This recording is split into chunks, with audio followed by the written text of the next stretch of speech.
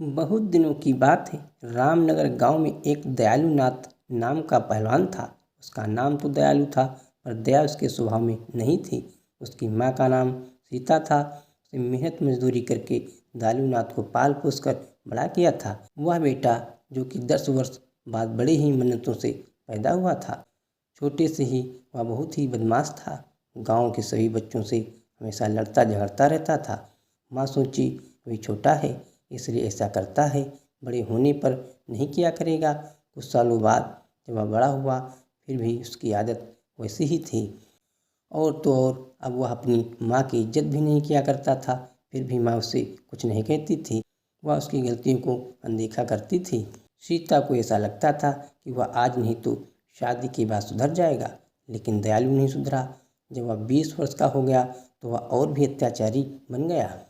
उसकी आदत इतनी बिगड़ गई थी कि वह अपनी माँ और पिता पर हाथ उठाने लगा था। 2 साल बाद उसके बूढ़े पिता भी दुनिया से चले गए। माँ अकेली रह गई थी। उसे अपने बेटे की चिंता होने लगी थी कि उसकी मृत्यु के बाद उसके बेटे का क्या होगा, उसे खाना बनाकर कौन देगा। उसकी माँ ने सोचा, इसकी शादी एक अच्छी लड़की से कर देंगे तो दयालु का जीवन सफल हो जाएगा। उसका ध्यान अपने परिवार पर लगा रहेगा तो वह गुस्सा भी नहीं करेगा। लेकिन ऐसा नहीं हुआ। शादी के बाद तो वह और भी बिगड़ गया। पत्नी पुष्पा तथा अपनी सास देविका, जो कि एक दिन के लिए अपनी बेटी के घर पर मिलने आई हुई थी, उसे भी एक दिन दयालु ने शराब के नशे में आकर मारा और गाली गलौज किया।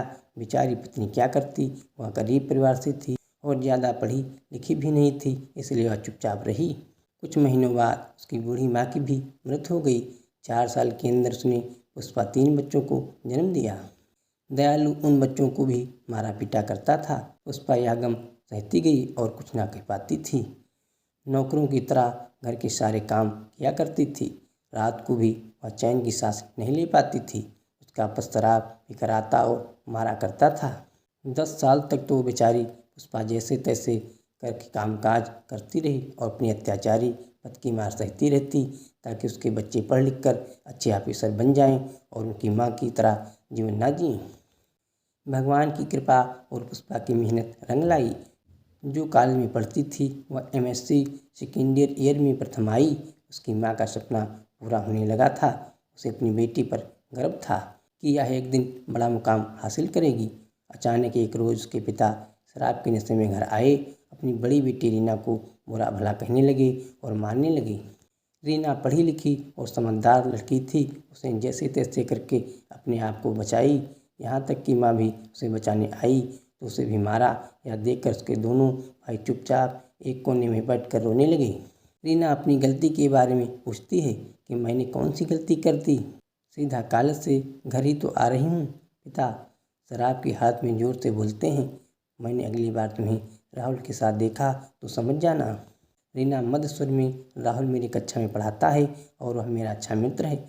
पिता, मैंने तुम्हें इतना बड़ा क्या राहुल के लिए किया है कि तुम उसके साथ चली जाओ। तुम्हारे ऊपर और तुम्हारे शरीर के ऊपर सिर्फ मेरा ही हक है, इससे मैं किसी और के हवाले नहीं कर सकता हूँ। रीना और उसकी माँ यह वाक सुनते ही चुप हो गई और अपने मन में सोचने लगी, ये पिता है कि हैवान। रीना अब इस घर में एक पल के लिए भी नहीं रुकना चाहती थी, क्योंकि हर रोज़ के नाटक से वह थक चुकी थी।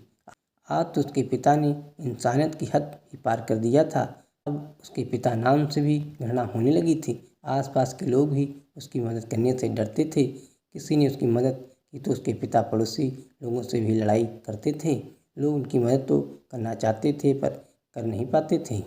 उसकी माँ ने उसके लिए इतना संघर्ष किया था, उसे रीना पूरा करना चाहती थी। एक दिन जब उसके पिता घर से किसी काम के लिए 2 दिन के लिए बाहर चले गए थे, तभी पुष्पा ने सोचा, यह अच्छा मौका है। रोज़ रोज़ के झगड़े से तंग आकर पुष्पा ने रीना की शादी अपनी सहेली के बेटे राहुल, जो कि उसके एक कक्षा में पढ़ाता था, उससे करा देती है और अपनी बेटी को इस नर्क से निकाल देती है। उसी रात रीना और राहुल उस गांव से चले जाते हैं और नागपुर शहर में जाकर अपनी आगे की पढ़ाई करते हैं। घर पर जब उसके पिता को यह बात पता चलती है तो हमेशा की तरह फिर से लड़ाई होती है, लेकिन आज की इस लड़ाई से पुष्पा को बहुत सुख में प्रतीत कर रही थी। जल्द ही रीना वकील बन गई। उसने अपनी माँ पुष्पा को उसके नर्क से आज़ादी दिलाई और अपनी माँ सहित दोनों छोटे भाइयों को अपने साथ अपने घर में रखकर अच्छी तरह से पढ़ा लिखा रही है। आज वे सब एक सम्मान का जीवन व्यतीत कर रहे हैं। अतः पुष्पा का यह संघर्ष पूरा हुआ। उधर उसके पिता अब अकेले अपनी ज़िंदगी जी रहे हैं। कोई भी उन्हें खाने के लिए नहीं देता है। जैसे तैसे वह पापी अपना जीवन जी रहा है, या कह सकते हैं कि अपने कर्मों की सजा भुगत रहा है। इसलिए ऐसा कहा जाता है कि धरती पर स्वर्ग और नरक है। जो जैसा कर्म करेगा उसे वैसा ही भुगतना पड़ेगा। इसलिए सबके साथ अच्छा व्यवहार करना चाहिए, ताकि हमारे साथ भी लोग अच्छा व्यवहार करें।